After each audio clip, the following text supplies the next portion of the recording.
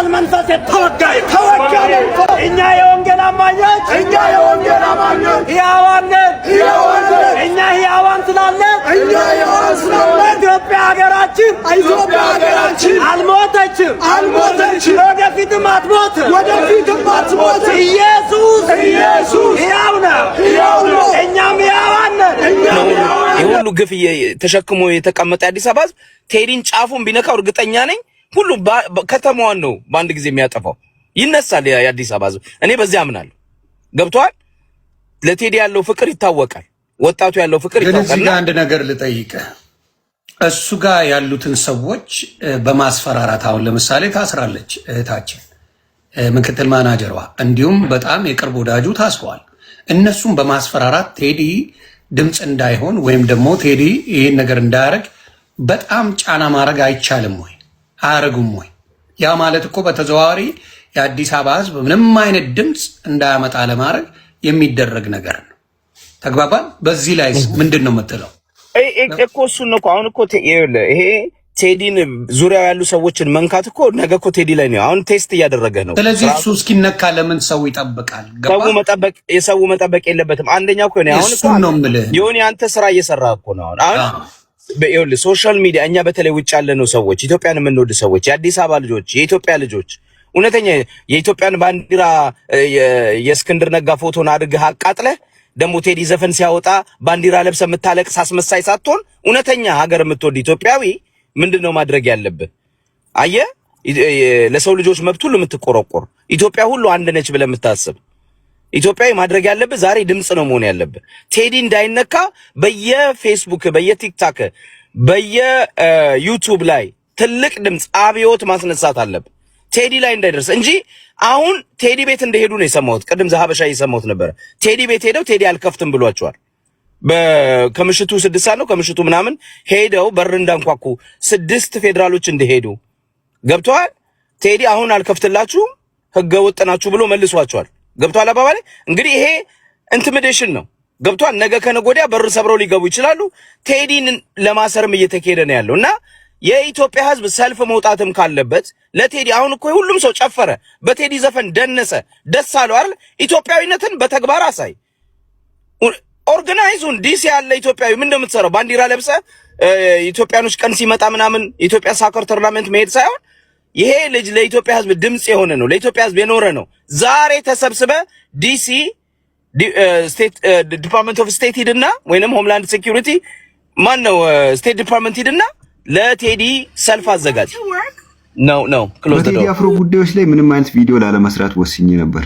ወደ ሌሎች ጉዳይ ለማተኮር ግን አሁን የሆነ ነገር እያለማመዱን ይመስለኛል ትላንትናና ዛሬ በሰማችሁት ዜና መሰረት የቴዲ አፍሮ የቅርብ ሰዎች የሚባሉት ምክትል ማኔጀሩ ማህሌት ሰለሞንና በጣም የቅርብ ጓደኛ የሚባለው የሱፍ ያሲንን አስረዋቸዋል ዋይ ማለት አሁን እነዚህ ሰዎች አንዱ የረጅም ዘመን የቴዲ አፍሮ የቅርብ ወዳጅና ጓደኛ ነው ሁለተኛዋ ደግሞ ምክትል ማኔጀሩ ናት እነዚህ ሰዎች ሲያስሩ የቴዲ አፍሮ ደጋፊዎች ሪአክሽን ምን ይመስላል የሚለውን ኤክስፐሪመንት ለመስራት ይመስለኛል አሁን እነዚህ ሰዎች ታስረው ዝም ካልን ወይም ደግሞ የቴዲ አፍሮ አድናቂዎች ደጋፊዎች አጠቃላይ ድምጽ የሆናቸው የኢትዮጵያ ህዝብ እነዚህ ሰዎች በመታሰራቸው ምንም አይነት ድምጽ የማያሰማና ዝም የሚል ከሆነ በኋላ ላይ ቴዲ አፍሮን እንደማያስሩት በምንም እርግጠኛ መሆን እንችላለን ስለዚህ ቴዲ አፍሮ የህዝብን ቁስል የህዝብን ጩኸት ከፍ አድርጎ አስደምጧል ምንም ጥያቄ የለውም 8 ዓመት የሰሩትን ስራ በ8 ደቂቃ ትራክ አሳይቶናል ህዝቡም ተቀብሎታል ወዶታል ስለዚህ አሁን ዳይሬክት ሄደን ይሄን ሰውዬ ብናስር ከባድ ሱናሚ እንደሚነሳ ስለሚያውቁት አሁን ኤክስፐሪመንት እየሰሩ ነው ቀድመን በዙሪያው ያሉትን አጥሩን ለምን አንነካም በዙሪያው ያሉትን ሰዎች አስረን ለምንድን ነው የደጋፊዎችን ሪአክሽን የማናየው የሚል ኤክስፐሪመንት እየሰሩ ይመስለኛል ቴዲ አፍሮን የምትወዱ የምታደንቁ ሰዎች ባላችሁ ነገር ሁሉ እነዚህ ሰዎች ድምጽ ልንሆንና ጩኸታችንን ልናሰማ ይገባል ብዬ አስባለሁ ማለት እነሱ ራሱ ተጋጭቶባቸዋል አልፈራንም የአንድ ግለሰብ የአንድ አዝማሪ ጩኸት ምንም አያመጣም ብለው በየማህበራዊ ሚዲያው ይጽፋሉ ይለጥፋሉ በአንድ በኩል ደግሞ ፈርተው አጥሩን እየነቀነቁ ይገኛሉ ጀግናችንን መጠበቅ የማንችል ከሆነ የምንከፍለው ዋጋ በጣም ከፍ እያለ ነው የሚሄደው ስለዚህ ጀግናችንን እንጠብቅ መረጃው ሲጋለጥ ገደሉት ይውልህ አሁንም ላንዴና ለመጨረሻ ጊዜ የጀዋርን ንግግር ልደግመው ፈልጋለሁ በምክንያት ራችን ላይ ኦሮሚያስ ፋኖ እንዳቋቋሙ ታውቃለህ አብይ? እኔ የተወለድኩት አካባቢ ፋኖ የሚባል ድርጅት አቋቁመው በእምነት ሲያቃጥሉ ነበር፣ ቤት ያቃጥሉ ነበር። ከዛ ስንመረምር የፋኖ መሪ ማን ሆኖ ቢገኝ የመከላከያ ደህንነት አባል የነበረ ሻለቃ አማራም አይደለም ደግሞ እንግዲህ ከዛ ደርሰን ስናጋልጠው ገደሉት ራሳቸው። ደግነቱ ምንድነው? ህዝባችን አሁን ይሄን እየነቃበት ስለመጣ ለመቋቋም ያለን እድል ከቀን ወደ ቀን እየሰፋ ነው። አሁን ተመልከት፣ የመከላከያ ደህንነት ሰራተኛ የነበረን ሰው ኃላፊነት ሰጥተው በአማራ ስም ፋኖ የሚባል ኃይል አቋቁሞ እንዲመራ አደረጉ። መረጃው ሲጋለጥ ገደሉት። ይኸውልህ የአብይ አህመድ ቅጥረኛ ሆነ እየሰራ ያለ በሙሉ ቅጥረኝነትህን ስትጨርስ ምንም አትጠራጠር፣ ከምድር ገጽ ነው የሚያጠፋ፣ ይጠቀምብሃል። ከዚህ በፊት ምሳሌ አድርጌ አምጥቼዋለሁ።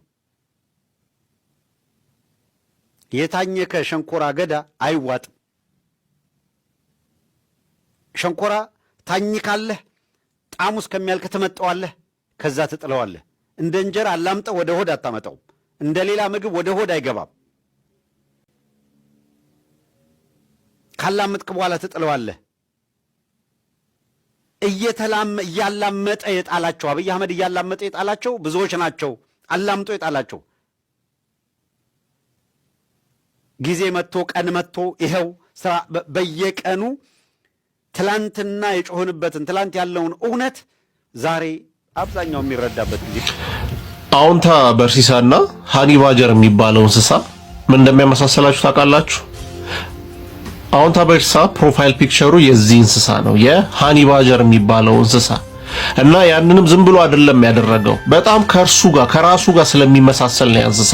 ሃኒ ባጀር በተፈጥሮ በጣም ትንሽ ነው፣ ሜቢ ትልቅ ድመት ምናምን ቢያክል ነው። ነገር ግን ከዝሆን ጀምሮ እስከ አንበሳ፣ ከአናኮንዳ፣ ከቀጭኔ ከሱ ሳይዝ በብዙ ጥፍ የሚበልጡ በጣም ጥንካሬ ያላቸው ከሚባሉ እንስሳዎች ጋር ተጣልቶ አንዳንዴ ገላቸዋል፣ ሌላ ጊዜ ደግሞ የነዛን እንስሶች ይሸሻሉ ሁላ። ይሄ ግን የሆነው ሃኒ ባጀር ሞቲቬሽናል ስፒከሮች አነቃቅተውት ትችላለህ ብለውት አይደለም። ቆዳው ነው፣ በጣም ወፍራም ቆዳ ነው ያለው።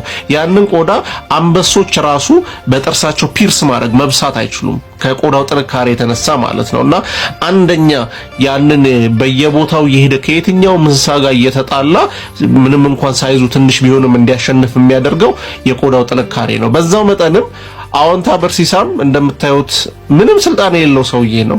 የሆነ ሰዓት ላይ ነው የመጣው ዝም ብሎ። ከዛ ሌቦችን አጭበርባሪዎችን አጋልጣለሁ ማለት ጀመረ።